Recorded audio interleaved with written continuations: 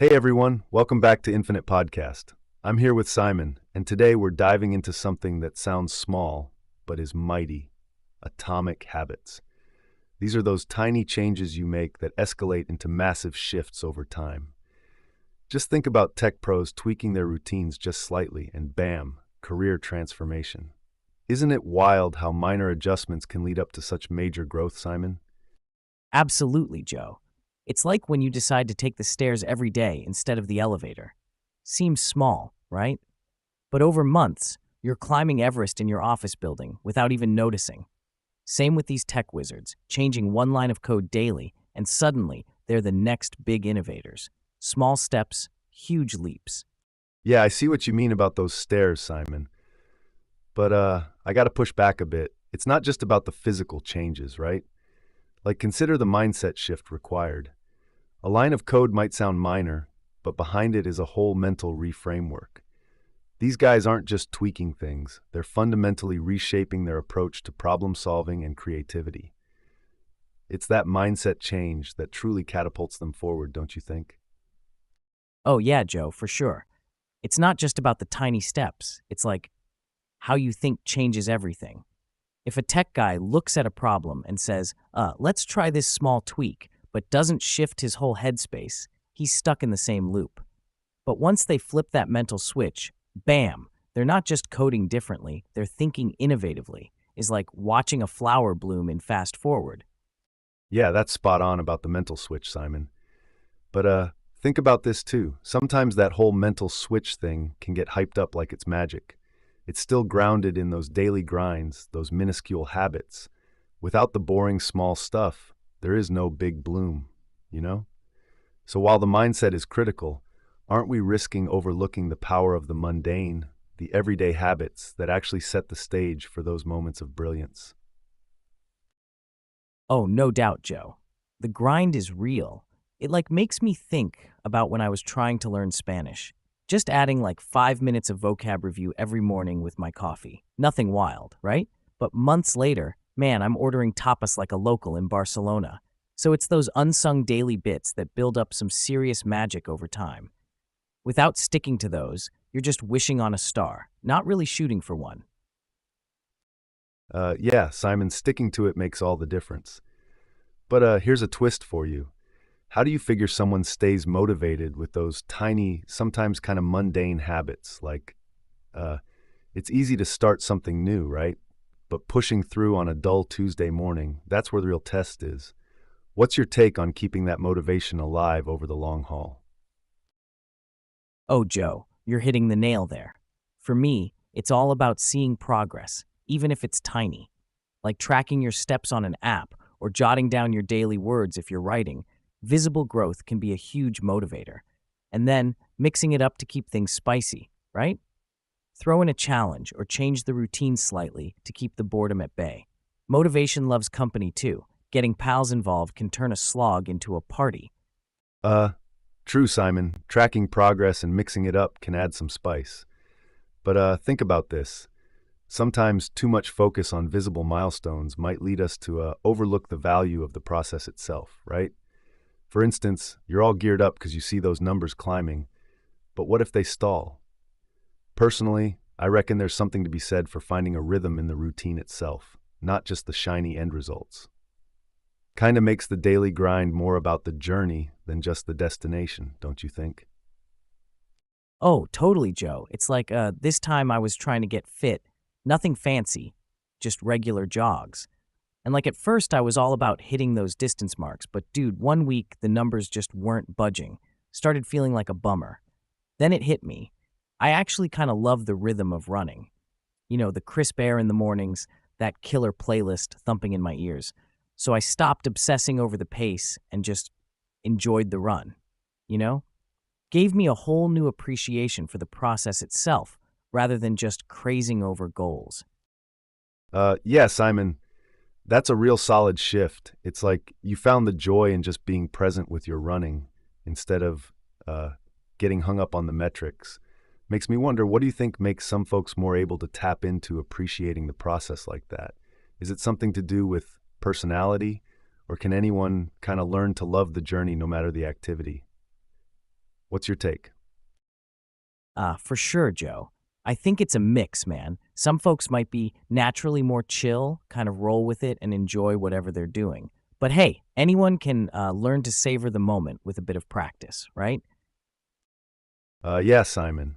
It's like when we talk about atomic habits and growth, it all drills down to consistent small actions, right? But the kicker is not just doing it mechanically. It's about embedding these habits into daily life until they feel less like chores and more like parts of your day you look forward to. Like how some people genuinely enjoy their morning coffee ritual. It's not just about the caffeine boost, but the whole vibe of easing into the day. That's where the real growth happens, in the subtleties of the process, not just the outcomes. Yeah, Joe, that coffee ritual thing, it's spot on. But here's a twist. Think about the folks who maybe don't find that morning kick so thrilling anymore. Like they've done it so much, it's just part of the wallpaper now, you know? How do we keep these habits from becoming just another part of the scenery? Because if you're not even noticing what you're doing, are you really growing? It's like, how do we keep shaking things up enough to stay engaged, but not so much that it becomes another chaos thing to manage? Yeah, Simon, that's a real challenge. Sticking to routines until they become second nature is one thing, but keeping them fresh, that's another ballpark. Research in habit formation suggests that a key component is what they call variable rewards, like throwing in something unexpected that refreshes the routine, keeps your brain engaged. For instance, if someone's morning coffee ritual has lost its sparkle, why not switch up the type of coffee or the mug, maybe even the place where they sip it? This small tweak taps into our neurological desire for novelty and can reinvigorate the engagement with an old habit. In professional scenarios, tech leaders often rotate projects or incorporate hack days to prevent creative stagnation. It keeps teams on their toes, eager to see what's next rather than churning out the same old code.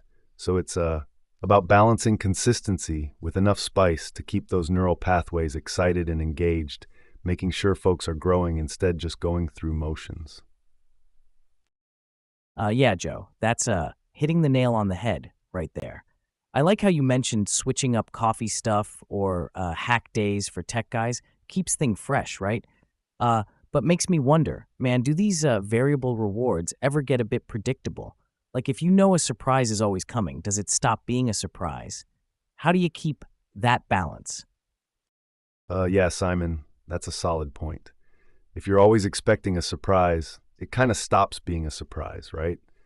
That actually loops back to finding joy in the routine itself, keeping the balance between consistency and surprises sharp without turning everything into a predictable carnival. It's like juggling with an extra ball thrown in occasionally. You got to be ready but not expectant. Now, this whole balancing act, it's foundational, right? Kind of dives deep into what makes atomic habits stick or slip. Wonder how this applies on a bigger scale, both personally and professionally. What do you think? Uh, yeah. And speaking of habits sticking or slipping, Joe, it makes me think about how these tiny adjustments really push forward even the big stuff, like in tech. There's this whole idea of innovation incrementalism. It's fascinating, man. Like, think about all those routine experiments that just by tweaking things little by little led to massive breakthroughs. Ever heard stories like that? Yeah, Simon, totally. You're talking incrementalism, and it's like the backbone of tech advancement.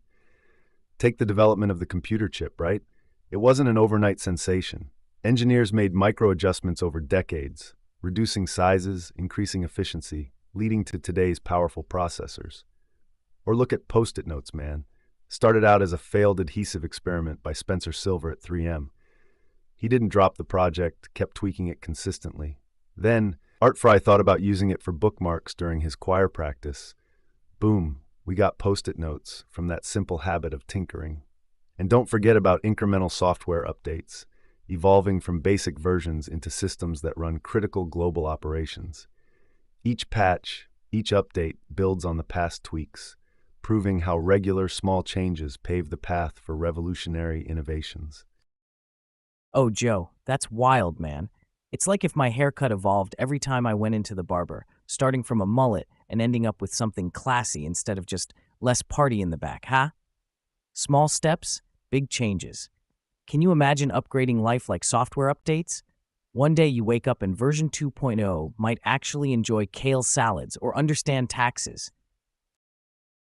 Ha! Yeah, Simon, imagine life with a straightforward update button. But unlike software, upgrading life habits is messy and gradual. It's those tiny habitual tweaks, though, repeated consistently, that refine our personal operating systems over time. Just like iterating software. Maybe not as drastic as mullet to classy overnight, but bit by bit, those small habit changes can lead to something pretty big, whether it's healthier living or finally understanding your taxes without a meltdown. Yeah, Joe, that's like spot on, man. Making those little tweaks consistently, it's not just tech or habits, right? It's practically everything. Uh, but makes me think, do you reckon there's a point where you've made so many little changes that you don't even recognize the thing anymore? Like when do you decide it's enough tweaking and just enjoy what you've built or sorted out? Uh, yeah, Simon, that's a deep one, man. Like in tech and life, there's definitely a line where something evolves beyond recognition through incremental changes, a point where it might lose the essence of what it started as. Think about all those app updates. After a while, some become bloated, straying far from their original sleek design and purpose. It's crucial to periodically step back and assess the bigger picture, whether the changes align with the core vision. This is why companies often pivot or scale back features that don't work. Similarly, on a personal level, reflecting if life tweaks still serve your goals helps decide when enough's enough, like fine-tuning until it feels just right. It's a balancing act between not stagnating and not losing sight of the foundational elements that define us or our projects. Yeah, Joe, I get what you're saying about keeping the core intact. But on the flip side, there's also this argument that constant evolution, uh, even if it strays from the original, is necessary for survival, right? Like, think about tech companies that had to completely overhaul their products to stay relevant. Nokia moved from paper mills to phones, then kind of missed the smartphone curve, maybe too tied to their past, huh? And then there's the fact that sometimes a radical departure might actually expose you to totally new audiences or markets. Risky, sure, but potentially revolutionary. Like sticking strictly to the roots doesn't always mean growth. It could mean stagnation in disguise. So these incremental changes, when pushed far enough, might just be the secret sauce to not just surviving, but actually thriving in today's fast-paced world. Yeah, Simon, you're hitting a real point there. It's like this delicate balance between preserving the core and evolving radically. It's not just black and white, right? Taking Nokia as an example, sticking too closely to their past indeed may have missed them the smartphone revolution boat. But on another take, Apple started off in a garage tinkering with personal computers and then gradually expanded into other gadgets, revolutionizing phones, music, even watches. The trick might lie in recognizing when the market or life is signaling a need for a radical shift versus when to continue refining incrementally. So yeah, these tiny steps are crucial, but being agile enough to pivot dramatically when necessary, that could be what separates the companies that thrive from those that just survive. Oh man, Joe, it's like dancing, right? Knowing when to step up the tempo or when to just groove slowly, keeping on your toes but still feeling the music. So, this balancing act, do you think most people pull it off well, or are we all just one bad dance move away from tanking? Yes, Simon, it's exactly like being in a dance-off. You've got to feel the rhythm and sometimes improvise on the fly. A lot of folks might worry they're always one bad move away from disaster, but it's actually about how you recover from those missteps that counts, right? Everyone stumbles, man, but not everyone knows how to make that stumble look like part of the dance. It's all about staying adaptable, keeping your cool, and pushing through, because most times, those watching wouldn't even know you slipped unless you show it. Yeah, Joe, when you talk adaptability, it's not just a survival trick, it's prime for innovation. Looking at tech again, because it's such a clear picture, right? The incremental changes root in deep trial and error, a lot of stumbling, like James Dyson's vacuum invention. Did you know this guy went through over 5,000 prototypes before hitting the jackpot model? That's like thousands of tiny steps and failures to refine a simple idea. Or consider Google's algorithm updates. They're known for constantly tweaking small things that significantly improve search results and user experience, proving how habitual, incremental improvements can lead to dominant performances in tech spaces. This process, grounded in agile methodologies today, allows companies to adapt swiftly to new challenges rather than waiting for big leaps. And man, it's this kind of agility that lets them dance smoothly, even on unstable grounds. Absolutely, Simon. The case of Dyson and Google really underlines that it's not just about making big leaps. It's those thousands of small, seemingly insignificant adjustments that pile up to create massive waves in innovation. It pushes us to keep refining, constantly testing the boundaries without waiting for sensational breakthroughs. I wonder what other everyday innovations are just around the corner, waiting to be discovered through this relentless process of trial and error, eh? Oh, Joe, speaking of innovations and relentless trial and error, you know what's another kick-ass method to boost productivity and creativity? Gamification. It's like turning your everyday tasks into a bit of a game. In software development, slapping some game elements onto the daily grind has made things way more fun and engaging. So yeah, there's this whole trend where tools and apps introduce points, leaderboards, or achievement systems to transform routine chores into something you want to win at. Makes sticking to habits kind of thrilling, don't you think? Yeah, Simon, I get where you're coming from with the whole gamification vibe. It does sound fun, but here's a thought. Doesn't turning every task into a game kind of dilute the actual fun part of gaming? Like, if everything's a game, then what's actually a game anymore? And I wonder too about productivity. Yeah, it might spike at first because it's new and shiny, but over time, don't you think people could get burned out even on gamified tasks? It's like, when does adding all these game mechanics start to feel less like fun and more like just another layer of pressure to perform? Yeah, Joe, I hear ya. And it does make me wonder. You're right that slapping game mechanics on everything could totally blur the lines between work and play. It sort of makes you ask, where's the real escape if your escape becomes just more of the same? And man, burnout, that's a serious drag. Adding pressure to perform through endless points and leaderboards. Yup, initially, it's all fun and games until you start dreading logging those points or hitting those mini goals. It kind of feels like it turns what should be lighthearted into just another to-do list ticking box exercise, doesn't it? Makes you really think about the balance needed there. Yeah, Simon, that's a really cool point about gamification in software development. Like adding play elements to software tasks could totally transform the daily grind into something way more engaging and fun. It's intriguing to think about using points or leaderboards to give developers immediate feedback on their work. Kind of spices things up, doesn't it? But hang on. Like, how effective do you think this approach is in the long run? Do developers actually stick with these gamified systems, or does the novelty wear off after a while? Makes me curious about whether this method helps maintain motivation or if it just turns into another checkbox they have to hit. What's your take on the long-term impact here? Yeah, Joe, that's the million-dollar question, right? It's kind of like, do the gamified systems really stick in the long term, or is it just a flash in the pan? I think it swings back to how the gamification is set up. Like, if the rewards and goals are truly meaningful to the devs and align with personal and team growth instead of feeling superficial, then yeah, maybe developers keep coming back for more. But here's what I'm chewing on. How do they make sure it doesn't just turn into a routine checklist, losing its charm over time? What do devs say about their own experiences? And speaking of staying fresh, Joe, like how do you reckon these systems can evolve to keep developers engaged without burning out? Yeah, Simon, making sure gamification doesn't just fade into another checklist. That's a huge deal, right? It kind of boils down to evolution and relevance.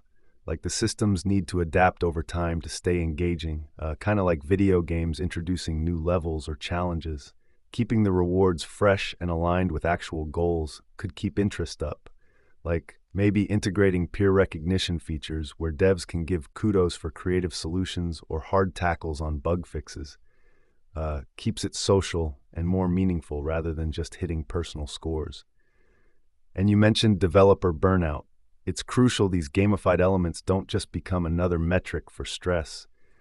They got to be careful not to push too hard under the guise of fun competition.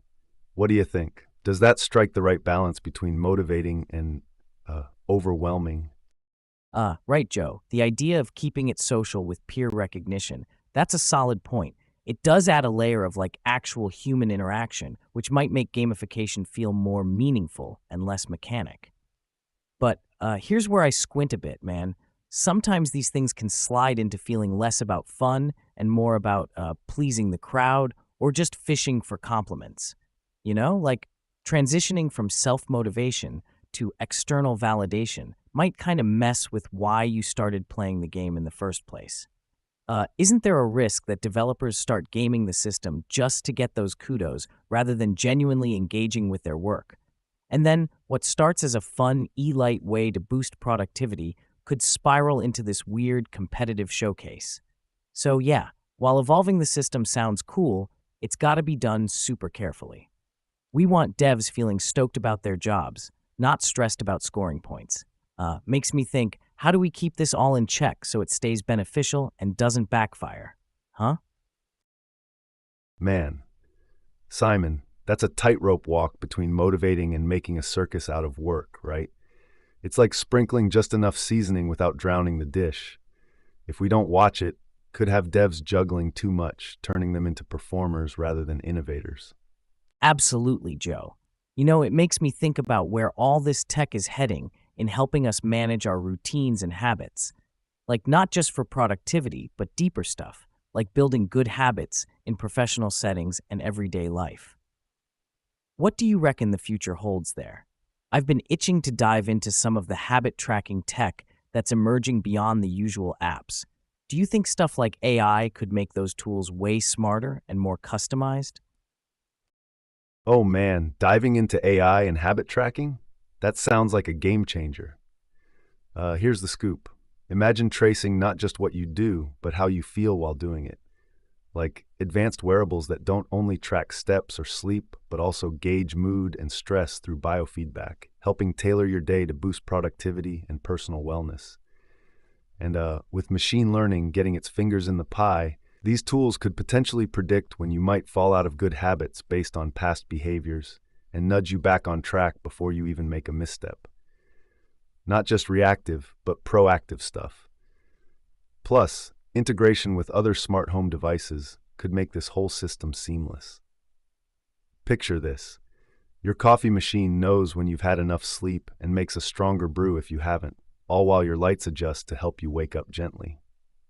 It's not just about managing time, it's optimizing your entire environment based on deeply personal routines and habits. With tech like that, we're looking at an ecosystem that's really tuned into individual needs. There's so much potential for growth beyond simple reminders or streaks. It's moving towards truly understanding the human part of human behavior. Huh? Whoa, Joe, that's like stepping into some sci-fi novel, huh? But hang on a sec. While all that tech sounds wicked cool and super helpful, it kind of makes me pause. Like, where do we draw the line with this kind of monitoring and nudging? Think about it, man. There's this angle where if everything from your coffee machine to your lighting is tailored by algorithms predicting your needs, doesn't it kind of strip away a bit of personal choice or spontaneity? It's like being babysat by your own house, dude. And yeah, predicting habits with AI and tweaking them before you even stray could be super effective. But aren't there risks here too? What happens if these predictions get it wrong, or worse? What if they're too good? Could we end up feeling more controlled than supported? Basically, isn't there a chance we might just become cogs in a well-oiled machine of our own making? Got any thoughts on that balancing act, Joe? Man, Simon, you got me thinking about a whole new level of smart here. Yeah, the line between being assisted and monitored is thinning out. Feels a bit like walking that tightrope blindfolded, doesn't it? The big question hanging over us is, do we control the tech or does the tech end up controlling us? Totally. It's like, do we become the masters of this high-tech universe or just well-tended pets? It's a wild ride either way, huh? Speaking of tech taking over, what's your take on smart homes that adjust everything before you even have to think about it? Too much tech or the ultimate convenience? Yeah, smart homes, huh? It's like living in the future. But sometimes I wonder if it's maybe a bit too convenient, you know? Like when everything is adjusted for you before you even blink.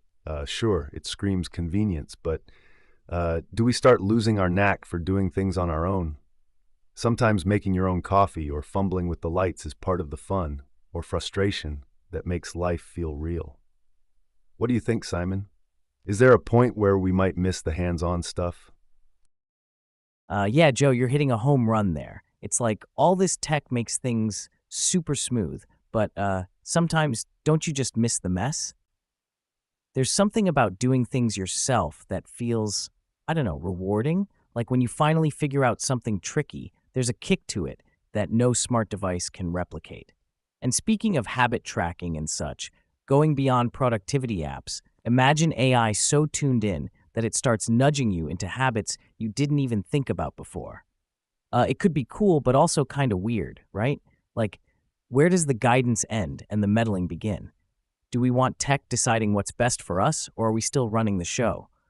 Makes you wonder if we're heading towards being spoon-fed by our gadgets instead of making our own choices. What's your vibe on that, Joe? For sure, Simon. You've basically laid out the double-edged sword of advanced AI and habit tracking. On one side, there's incredible potential to optimize and enrich our lives without us even having to think about it, like noticing we're slacking on hydration and reminding us to drink water. But then, yeah, where do you draw that line? It's kind of tricky, because while this AI-driven nudge might be guiding us towards what it calculates as better habits, it could also lead us away from making conscious choices. Like, suddenly you're more a passenger than a driver in your own life, which sounds convenient, but also kind of passive, if you ask me. Really, I think the key is going to be in setting boundaries, right? Allowing users to customize how much influence these systems have. Maybe just hints and suggestions, rather than hard and fast rules dictated by algorithms. It's about finding that balance between harnessing tech to foster good habits and keeping enough control to make those daily decisions ourselves. What's your take on setting those limits, Simon? Uh, for sure, Joe. It's like we need a boss button on those apps to tell them who's really in charge. What if there's a mode where you flip it and the AI has to follow your lead for a change, learning from your choices? Could be a fun twist, huh? Speaking of control and making tiny adjustments, Simon, that kind of brings us to another fascinating topic, micro movements in modern robotics. These are like the small, precise movements that robots make, crucial for tasks that need a crazy level of accuracy, like surgeries or intricate manufacturing.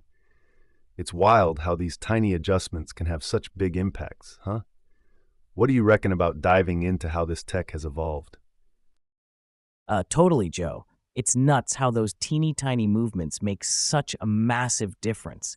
Like in surgeries, you've got to wonder, how did we even get to this point where robots are this precise? Like, was there a specific breakthrough or invention that kind of pushed everything forward?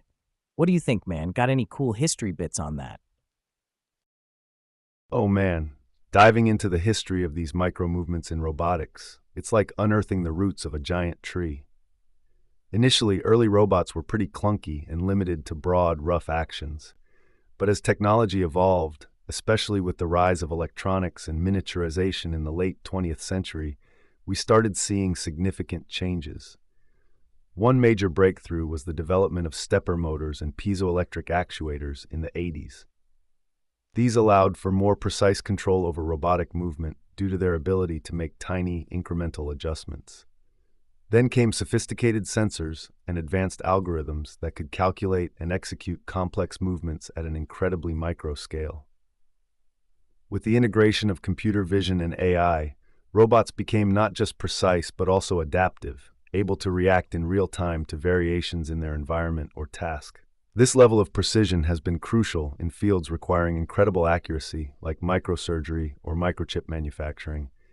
It's kind of astounding how these small advances stacked up to create the highly detailed and precise robotic systems we see today, huh?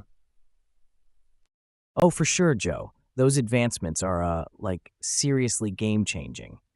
But, while all this precision is incredible, there's a part of me that wonders, what are we sacrificing for it? Like, do these uber precise robots maybe make stuff too perfect? Think about it. Sometimes a bit of human error or inconsistency can lead to unexpected solutions or creative breakthroughs, right? If everything is just mechanically perfect, are we losing a slice of a human ingenuity here? And also, when you talk about robots becoming adaptive, like reacting in real time, that sounds super slick. But I gotta ask, does that mean they could one day out adapt us? Are we headed towards a place where robots are not just tools, but competitors? What's your take on keeping the balance between leveraging this tech and maintaining our own edge, man? Ah, right on the nose, Simon. That shifts us into this whole debate. Are we crafting our own rivals here? This dynamic where robots could potentially outpace human skills. It's like a thriller movie plot, but in real life, dude. It's crucial we navigate these waters carefully to keep our role as innovators, not just observers. What's your take on maintaining that balance while still pushing the envelope with tech? Oh man, Joe, it's like teaching a kid to play chess and then he starts beating you every time. Kind of makes you proud, but also a bit nervous, right? How do we keep wearing the pants in this relationship with our robot buddies? You've hit the nail on the head. Kind of a double-edged sword situation, huh? Staying in control while fostering innovation, especially with robots getting smarter, boils down to strategic integration and consistent oversight. Let's reel it back to micro movements in robotics for a sec. A mountain of developments has pushed us to where robots not only follow commands, but also learn and adapt from their environment. The inception of machine learning algorithms, especially deep learning around the early 2010s, significantly shifted how robots operate. Instead of being programmed for every action, they can now adjust their movements based on real-time data. For example, Davidson and Mallows developed a breakthrough micro-manipulation tool used in robotics back in 2009. This advancement allowed robotic tools to perform complex, precise maneuvers that human hands are incapable of replicating exactly every time, ideal in environments requiring high precision like surgeries or delicate assembly lines in electronics. So our strategy to keep wearing the pants, continuously develop ethical guidelines, enhance human-robot collaboration rather than competition, and ensure that advancements in robotics amplify our capabilities without replacing the need for human oversight and decision-making. Yeah? What do you think about these guiding principles, Simon? Yeah, Joe, those principles sound solid on paper, but like there's always that what if factor, right? You bring up machine learning and robots kind of teaching themselves based on our data. Man, that's wild. But does leaning into this tech mean we start losing some control? Are we maybe too excited about what robots can do without thinking of what they shouldn't do? And hey, speaking of ethics, how do we make sure these robots don't end up making decisions that go against human values just because it's the most efficient solution? Huh? It's cool that robots can learn and adapt, but who's teaching them about, the messy stuff, the gray areas in life? Plus, keeping humans in the loop sounds great, but as robots get better at their jobs, don't you think there might be a push to let them take over more? How do we draw that line and keep it from moving? Man, Simon, you're really diving deep, like uncovering a plot twist in our own tech saga. Keeping that line in sight as we advance is definitely tricky. How about this? Even as these robots learn and adapt, could we engineer a sort of ethical backbone into their programming? Maybe even like a robot constitution that sets hard lines they can't cross? Could be one wild solution to ensuring they don't veer off our human values path. Oh, a robot constitution. Now you're talking wild, man. That sounds like something out of a sci-fi show. Robots swearing an oath to humanity. But hey, why not? If it keeps them on the straight and narrow, let's draft that up. You're spot on with that sci-fi vibe. Setting up a framework for ethical robotics isn't just cool, it's crucial. Specialized micro-movements allow robots to perform tasks with precision beyond human capabilities, which is why we've seen their rise in fields requiring meticulous accuracy. Take robot-assisted surgery, for example. The development of technologies like the Da Vinci surgical system uses micro-movements to enhance surgical precision, reducing recovery time and medical errors. These systems are programmed with safeguards, but as robot capabilities expand, adding layers of ethical programming becomes more important. Another prime area impacted by micro-movements is semiconductor manufacturing.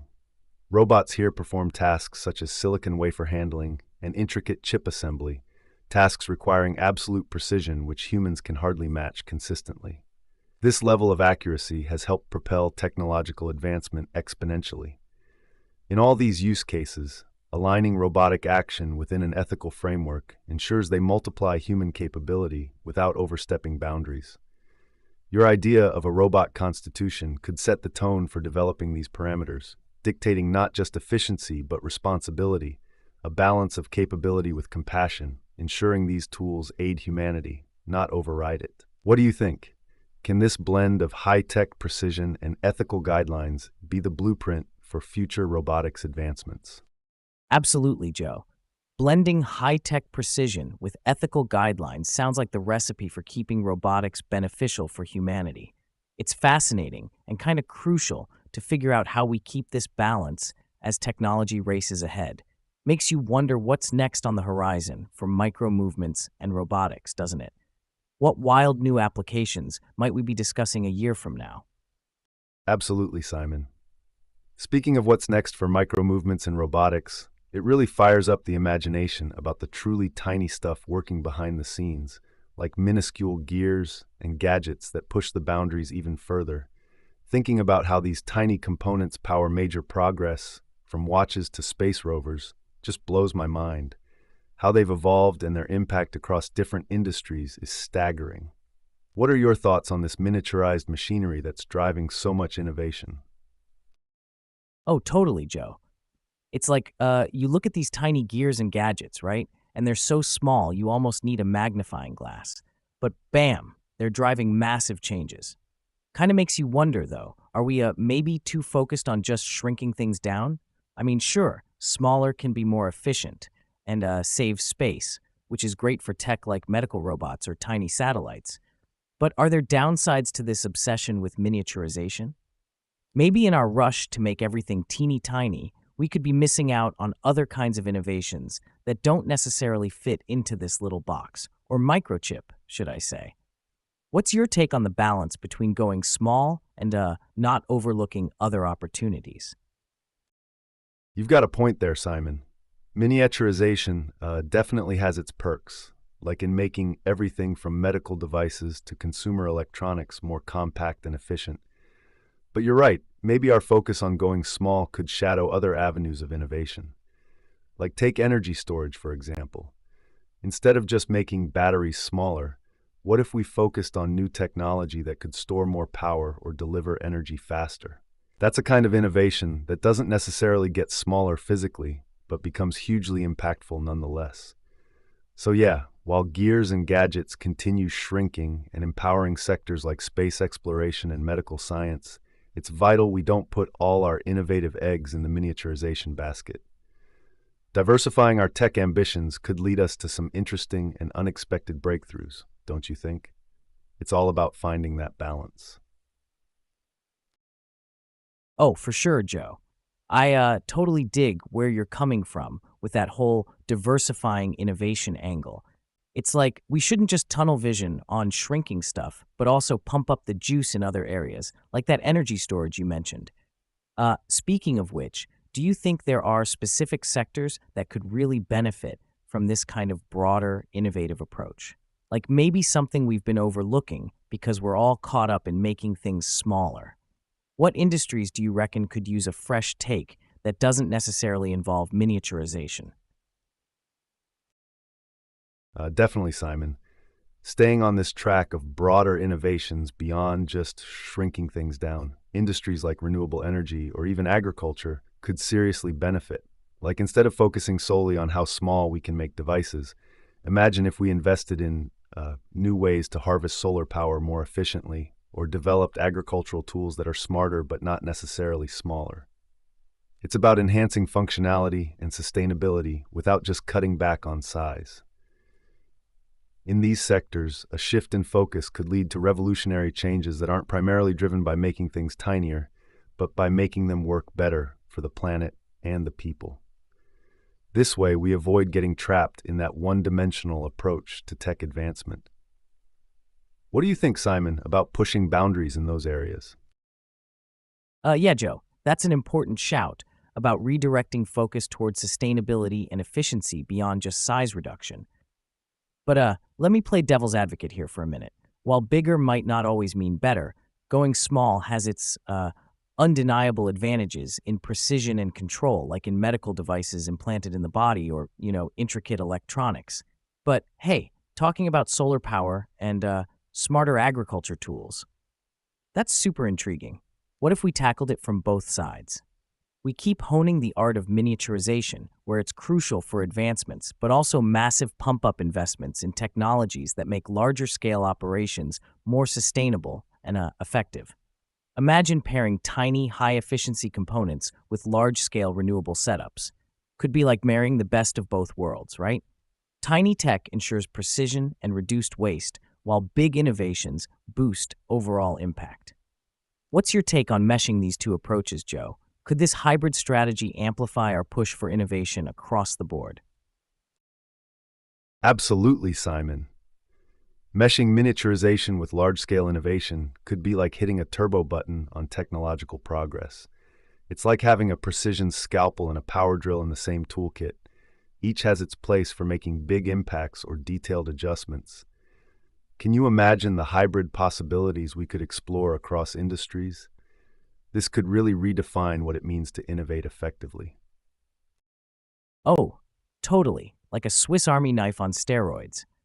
Imagine slapping together the delicacy of watchmaking with, say, the brute force of industrial machinery. We'd be cooking up some wild hybrids for sure, blending the best of both worlds in ways we haven't even dreamed of yet.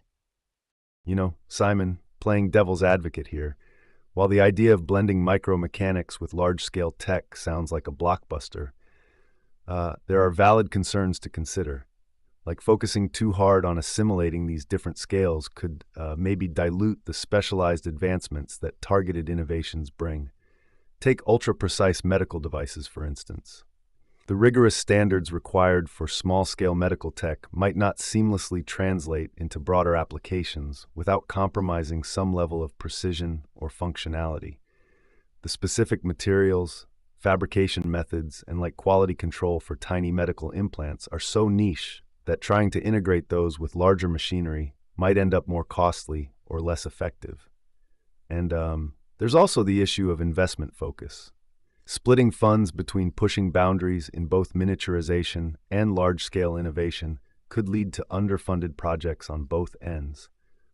Instead of making significant leaps in either area, we could end up making only incremental improvements because resources aren't fully committed. So yeah, while meshing different scales of technology has its awe-inspiring potentials, it's crucial we balance our enthusiasm with practical considerations about efficiency, specialization, and funding. What do you reckon, are these potential pitfalls something to worry about, or just hurdles we've got to figure out on the path to innovative synergy? Yeah, Joe, you're hitting some real points there. While the idea of slapping everything together, big and small, sounds cool, we gotta crunch some serious numbers here. Merging these worlds without screwing up what makes each special is freaking complicated. I'm thinking we keep pushing the limits on mini tech, specially designed for stuff like those high-precision medical implants, right? But then, think about this. Maybe only selectively integrate smaller components into larger systems where it genuinely boosts efficiency or effectiveness without messing it all up. It's kind of like knowing when to use a scalpel and when to swing a sledgehammer. Not everything needs both. There's potential for sure, but tossing resources around like confetti at both might just leave us with a bunch of underwhelming half-baked tech. Is specializing and focusing resources better than spreading them thin over hybrid ventures? What do y'all think? Are the risks worth taking if we're smart about it, or is it too much of a gamble? Simon, you've nailed it with the scalpel sledgehammer analogy. Specialization might just be our golden ticket. It minimizes risk and maximizes the impact where it counts. Let's keep pushing boundaries carefully but boldly, making sure we place smart bets rather than gamble away our potential to innovate meaningfully in both realms. What do you think? Could our fear of spreading too thin actually be guiding us towards a more robust and impactful way of innovating? Oh, absolutely, Joe. Fear of spreading too thin might indeed be like a stealthy guide keeping us on the straight and narrow, making sure every innovation punch we throw really hits the mark. It's like having an invisible mentor in the corner of the ring, whispering strategy. Speaking of strategy, ever heard about those times when robots kinda danced off beat? Picture this: high-tech robots designed for total precision, but there they go tripping over their own feet, metaphorically speaking. No way, really. That's hilarious, Simon. Robots doing the two-step when they're supposed to be all prim and proper with precision. It's just gold. It's like when you're watching a high-stakes ballet and someone's tutu goes rogue. Sometimes it's those mishaps that make us appreciate the programming and calibration that go into these sophisticated machines. Gives a whole new meaning to robotic precision, right? Imagine the outtakes reel from those sessions. Must be a riot to watch. Oh, totally, Joe. But think about it. Those blunders aren't just funny. They're like major learning moments too, right? Imagine a robot, programmed to precision, doing something as delicate as assembling electronics or performing surgery, and oops, it drops something, or worse, sneezes. Not really sneezes, but you get me. It's not just about the laughs. Each mishap kind of pushes engineers to tweak and finesse things further. Like without those goofy missteps, would we push as hard for better algorithms? It's funny, sure, but also kind of essential, like comedy gold with benefits. What do you reckon the balance should be between laughing off these mistakes and actually learning from them? Man, Simon, you're spot on. It's like in every screw-up, there's a lesson wrapped up in there somewhere. These robots missing their marks, it's not just for kicks. It reminds us that perfection's a journey, right?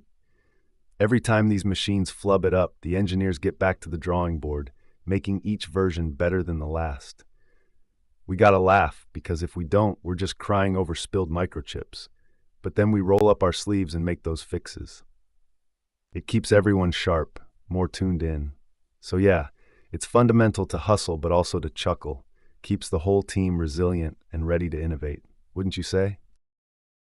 Hey folks, if you're just tuning in, we're cracking up over here talking about the lighter side of robotics. Those times when all that sophisticated tech doesn't quite stick the landing. Think of it like a ballet, but with robots, and every now and then they totally fumble their steps, like tripping in their tutus. We've been laughing about how these precision missteps aren't just for giggles. They actually help engineers tighten up the tech, making each robot version slicker than the last. It's a whole cycle of try, error, and refining, which is pretty awesome when you think about it. So stick around as we dive deeper into why it's not only okay to laugh at these robotic dance bloopers, but like really important to learn from them too. Keeping things light but insightful is how we roll here. You know, Simon, this whole chat about robotic blunders takes me back to a time when I tried automation in my own home. A bit like DIY robotics. Nothing fancy, right? So there I was setting up this supposedly simple system to water my plants automatically. A flawless victory on paper.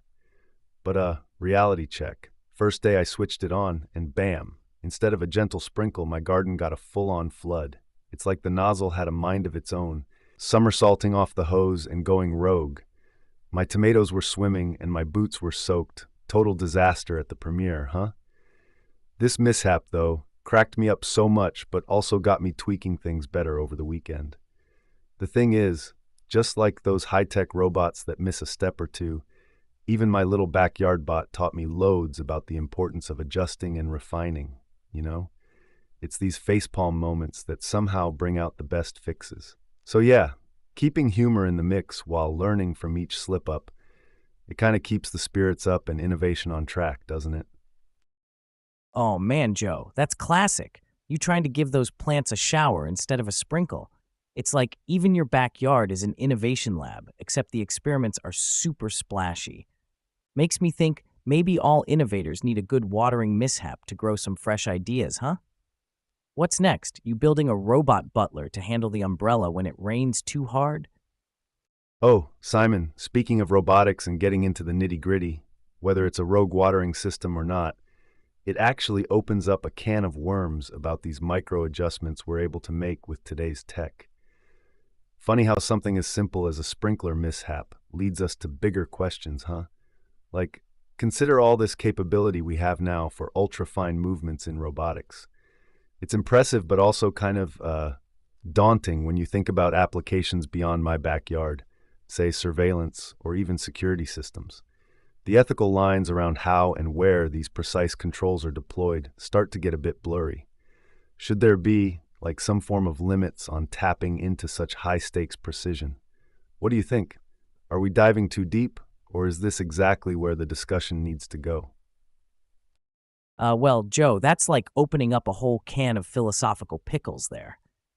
I mean, on one hand, sure, the idea of robots with the ability to move things around down to the micron, super cool, right?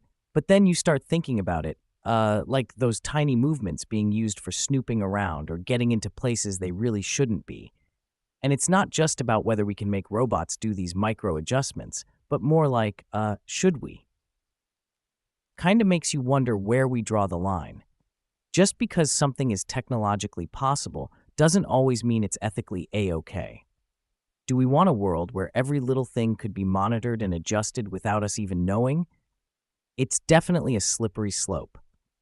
When talking security and surveillance, I'm like, wait a minute, what happens to personal privacy? Are we going to need a microscope now to see who's watching us? Seriously, though, might be worth chewing over some serious boundaries here. What's your take, Joe? Can we trust ourselves with this kind of power, or are we diving headfirst into a sci-fi nightmare? Spot on, Simon. It's like handing someone a scalpel, super precise, super powerful, and super responsible. Do we trust ourselves not to turn Dr. Frankenstein with it? Talk about a double-edged sword, right? Absolutely, Joe. It's like every time we dial up the tech, we also got to ramp up the ethics, right? Just because we can make a robot that's super duper precise doesn't automatically mean we should let it loose without some serious thought. The whole Dr. Frankenstein vibe is kind of scary if you think about it. We're tinkering at the edge of what's technically doable without always considering the ripple effect of our actions. So yeah, definitely need some strong checks and balances. I mean, who decides what's too much? There got to be some lines we agree not to cross. Ethical standards in robotics, like they shouldn't just be an afterthought, but a key part of development from the get-go. What are we risking here for a bit more precision? Our privacy, security, maybe even autonomy. We dive deep into micro adjustments because we're capable, but perhaps we also need to step back and ask whether it's beneficial or just plain intrusive. What's your stance on setting these boundaries, Joe? Oh, absolutely, Simon. Here's the kicker. What if these micro robots end up making decisions on their own? Like, where does human oversight even fit into a world automated down to the tiniest twitch? It's a Pandora's box. Yeah, Joe, that's where things get seriously tricky, like majorly complicated. Having these micro robots making decisions, that's a bit beyond just being cool tech. We're nudging into territory where robots could have more say than humans on the little daily stuff and maybe even bigger issues. Kind of like giving them keys to the castle. Like inserting human oversight sounds good on paper, but if these robots operate on a level so minute we can't even perceive it without equipment, then what? Are we just spectators in our own lives, checking in from time to time to make sure robots haven't redecorated the whole place without us noticing? So, man, do we need to keep the reins tight with strict guidelines, or is there room for trust in robotic judgment at such micro levels? Because let's face it, robots cooking dinner is one thing. Robots deciding all the seasoning is another ballgame entirely. What do you think? Is keeping complete control even possible, or are we set to be outpaced by these pocket-sized decision makers? You've nailed it, Simon. The difference between robots as helpers and robots as decision makers, it's like a whole new ball game. Striking that balance between utilizing their capabilities and maintaining human control, that's the real challenge. Can we really keep up and ensure these tools don't overpower our own judgments? Guess that's something we'll have to carefully consider as we step further into this high-tech era. What's around the corner might just reshape our whole approach to ethics in robotics, huh? Hey Joe, speaking of tech that's changing how we handle even the tiniest elements, it's wild to think about where things are heading, especially with our brains. Like, ever dive into neural nanotechnology? This stuff is straight out of a sci-fi novel, merging tiny tech with our neural pathways. Talking about maintaining control, imagine having brain-bot interfaces. It's not just space-age fantasy anymore. They're actually developing ways to enhance cognitive abilities and even treat neurological disorders using nanoparticles and something called neural lace. The implications in medicine and AI are mind-boggling. But let's not forget those ethical considerations. Messing with the brain opens up a whole new can of worms. What do you know about this frontier, Joe? Absolutely, Simon. This stuff is fascinating. Neural nanotechnology dives into using super tiny tech to interact directly with our neurological systems. It's based on creating interfaces that could potentially link our brain activity with external devices or even enhance brain functions. What amps up the game here are technologies like nanoparticles, which can cross the blood-brain barrier, something that's been a massive challenge in traditional neurology. Moreover, there's big progress in using this tech for more than just treatment.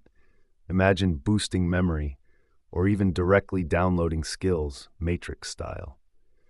Researchers are exploring how these interactions at a microscopic level could radically change both medical treatments for diseases like Alzheimer's and Parkinson's, and how we might interact with information and each other in the future.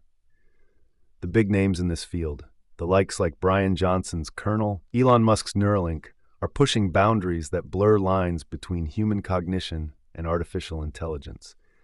They're pioneering ways not only to treat damaged neural pathways, but also to upgrade human intellect and physical capabilities. Yet, as you said, ethical questions abound. Who gets access to these enhancements? How do we prevent misuse? The dialogue around this needs to be just as advanced as the technology itself to navigate these new waters responsibly. Whoa, Joe, that's some next-level superhero stuff right there. Imagine downloading karate skills or speaking Italian over your lunch break. But seriously, with great power comes great responsibility, right?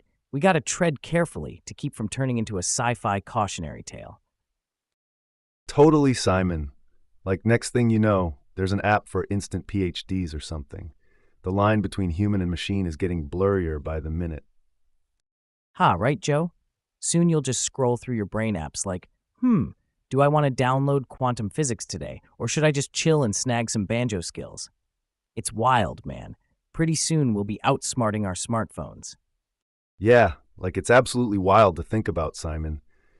There's just so much potential with this tech. It revolutionizes not just how we treat conditions, but how we fundamentally interact with the world around us.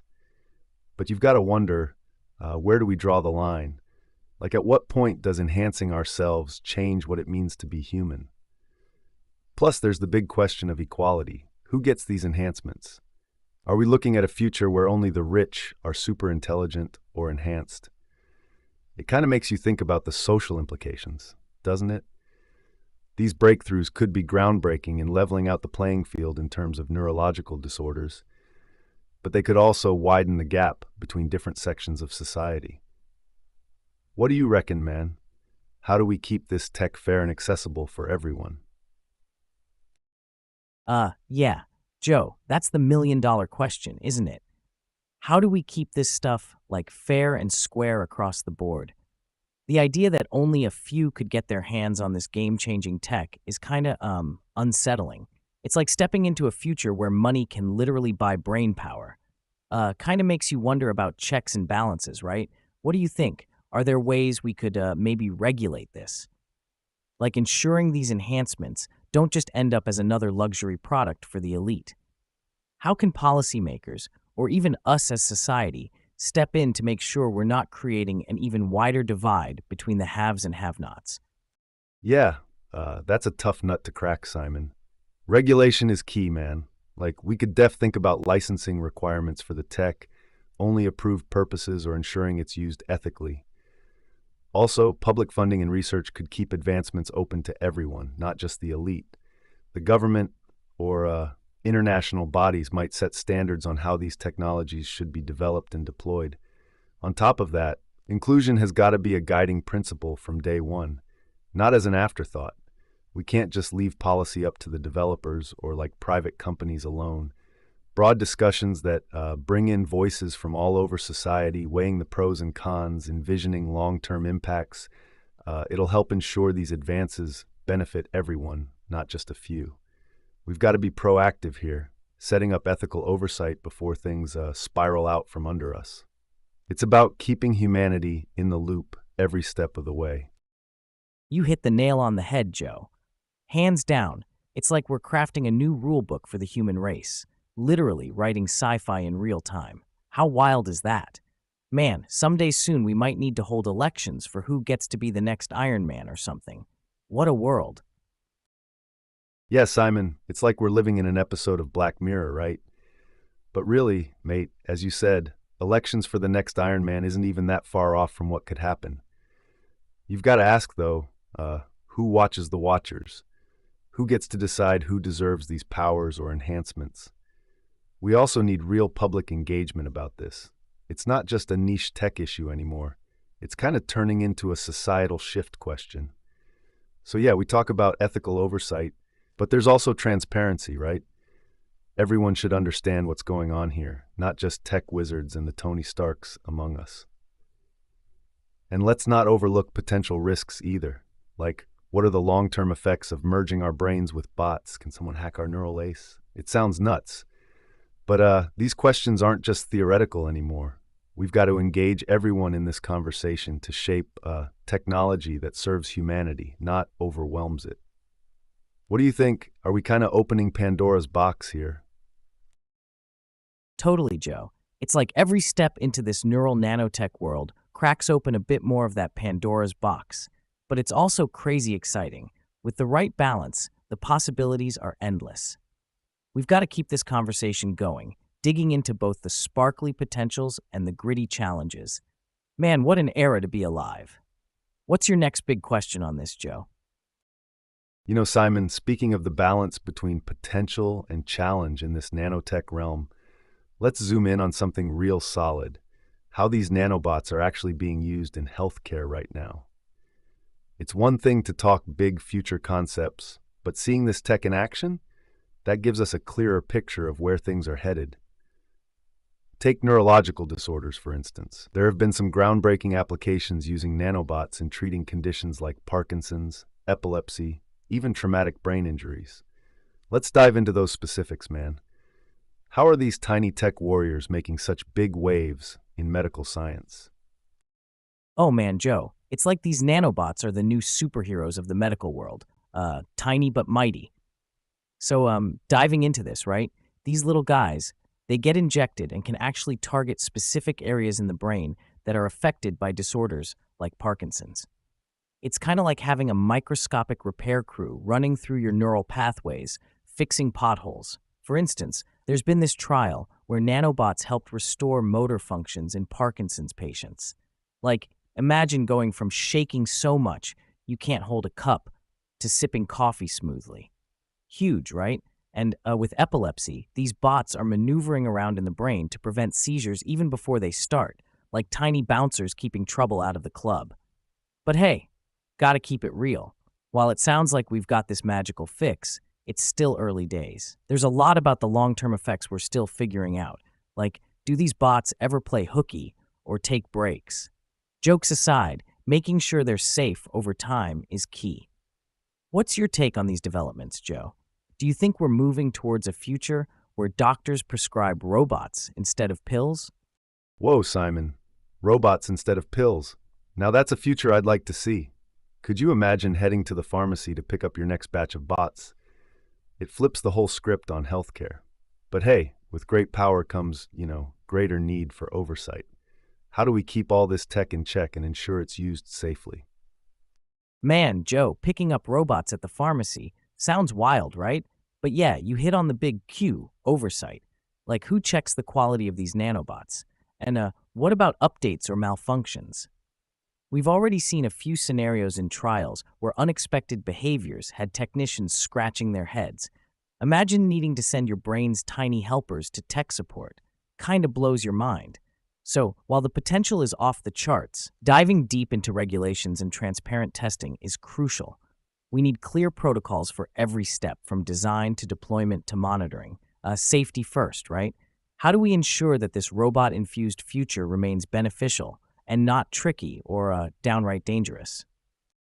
Yeah, Simon, safety first. Gotta agree with you there. It's like we need to establish a sort of FDA for robots, right? A dedicated body that really dives into overseeing these nanobots from the ground up, their design, their deployment, everything. Implementing robust testing phases, just like drug trials, is essential, man. We can't rush these bots into brains without rock-solid evidence that they're safe and effective. And hey, transparency, that's non-negotiable. The medical community and the public alike need clear insights into how these nanobots work and what they're actually doing inside us. And while we push tech boundaries, training for doctors and technicians also has to keep pace. They've got to understand not just medicine, but robotics and software too, to ensure they can handle any surprises these little guys might throw at them. So it's like walking a tightrope, man, balancing innovation with patient safety, ensuring accessibility while managing public trust. It's not just about what nanobots can do, but how we introduce them into healthcare in a way that's, responsible and inclusive. What are your thoughts on setting up such a framework, Simon? Yeah, Joe, setting up a FDA for robots, spot on. It's all about having that solid framework you're talking about, like making sure we cover all grounds from the small print to the big headlines. And training, man, that's huge. Docs and techs need a dual toolkit now, right? Not just stethoscopes, but also software smarts. Mega shift in skills. But hey, like you said, with transparency being non-negotiable, how do we actually make sure this stuff is plain English, accessible for everyone, not just the eggheads? What's your take on spreading the word without diluting the science, Joe? Oh, Simon, you've just landed on the money there. It's like making a blockbuster movie out of a dense tech manual. We need to deliver this nanotech drama in high-def clarity to the masses. How do we strip down the jargon without losing the plot? That's the art right there. Maybe it's time for those tech wizards to partner up with storytellers or creative minds who can translate nerd speak into street speak. What do you think? Could we see a new era where science communication is as mainstream as Netflix series? Absolutely, Joe. Imagine the day when tuning into the latest nanobot developments is as binge-worthy as hitting play on a new Netflix hit. Bringing science to the living room. Now that's a plot twist everyone can get behind. Who wouldn't want to watch drama about tiny bots saving lives in real time? Well, Simon, while the idea of making science as binge-worthy as a Netflix series sounds cool, there's a flip side to consider. Like, not everyone might be jazzed about seeing medical tech turned into entertainment. Some folks might worry that it trivializes serious science or oversimplifies complex stuff just for likes and shares. Also, when we push for mass appeal, there's a risk of distorting the facts to make them more gripping. That could lead people to have, unrealistic expectations or fears of what nanobots can do. It's crucial that while we aim to educate and engage, we also keep the integrity of the information intact. It's a fine line between informing and sensationalizing. Plus, not to forget, privacy concerns. Patient stories are sensitive, man. Making their experiences part of popular media raises questions about consent and ethics. How do we balance the need for public understanding with the right to privacy? So yeah, while I get the enthusiasm for broad reach, we've got to tread carefully, ensuring that our approach respects the gravity of medical advancements and the lives they touch. What's your perspective on maintaining this balance? Oh, yeah, Joe. You're bang on there, man. It's like we're tiptoeing the line between sharing knowledge and turning real personal struggles into public popcorn time, right? That balance is trickier than a unicycle on a tightrope. So, okay, if we're pushing this info out there, how do we keep it respectful? Maybe something like anonymized stories or using hypothetical scenarios, but still keeping the, real science rock solid in there. Uh, and for the real techie stuff, how about clarity checks by, say, both a scientist and a regular Joe to ensure anyone can grasp it without getting the wrong end of the stick? Keeps it honest but digestible, don't you think, Joe? How do you feel about that as a way to keep things legit but still engaging? Simon, those are solid ideas. Anonymized stories and clarity checks. That definitely sounds like a way forward to keep things respectful yet informative. Ensuring the human side of the tech is not lost in translation is a key. We got to keep pulling at that thread, figuring out how to marry high science with high accessibility without losing our grip on ethics or accuracy. Think about the doors this could open if we get it right. More discussions ahead for sure. Oh, and speaking of keeping it light, man, have you heard some of the hilarious hiccups in these early BrainBot experiments? It's like tech bloopers meets sci-fi slapstick. Let's dive into that for a bit, Joe. Oh, absolutely, Simon. Those tech bloopers are priceless. Reminds me of this time. Get this, researchers were trying to perfect this neural interface thing, right? They programmed a bot to assist with simple kitchen tasks based on neural commands. But there's always a learning curve. So here's the deal. The test subject thinks about grabbing a soda from the fridge. Pretty straightforward. But the bot, still figuring things out, misinterprets the brainwaves. And man, instead of fetching a soda, it starts rearranging all the sauces and spices alphabetically. Talk about meticulous. It's like watching your robo-assistant turn into your overzealous pantry organizer overnight. Right between the Dijon mustard and ketchup, there you have it, the lighter and, let's be honest, messier side of melding minds with machines. What about you, Simon? Got any quirky tales from the tech trenches? Oh man, Joe, that's just wild. Imagine waking up to find your kitchen in alphabetical order. Who does that? Okay, so I've got one for you. There was this setup where a bot was meant to help a guy with his workout routine, right? Supposed to count reps and stuff. Pretty basic. But get this. Every time the guy thought about needing a break, the bot would misinterpret it as him wanting to speed things up. So instead of chilling for a sec, the dude ends up getting an even more intense workout. Talk about a fitness frenzy gone rogue.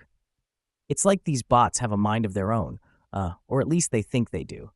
And oh, you gotta hear this part. The more frustrated he got, the harder the workouts would get because the bot kept picking up on all the wrong cues.